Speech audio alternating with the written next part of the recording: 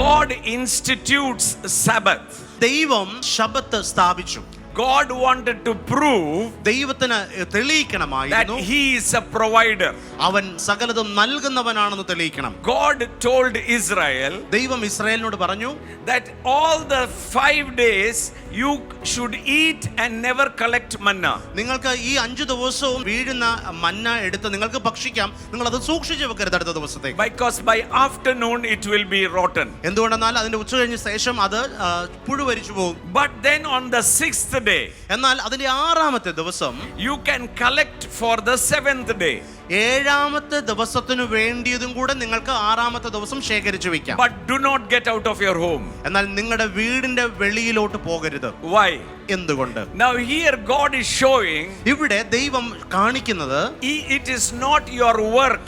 I am still providing. I can still provide for you. നിങ്ങളുടെ പ്രവൃത്തി കൊണ്ടല്ല, ഞാൻ ഇന്നും നൽകുന്നവനാണ്, ഞാൻ നിങ്ങൾക്ക് വേണ്ടി സകലതും നൽകിക്കൊണ്ടേയിരിക്കുന്നു. Trust me. നിങ്ങൾ എന്നെ ഒന്ന് ആശ്രയിച്ച് Even വിശ്വസിച്ച്, without your work I can provide for you. നിങ്ങളുടെ പ്രവൃത്തി ഇല്ലാതെ തന്നെ എനിക്ക് നിങ്ങൾക്ക് വേണ്ടി ചിലത് നൽകുവാൻ കഴിയും.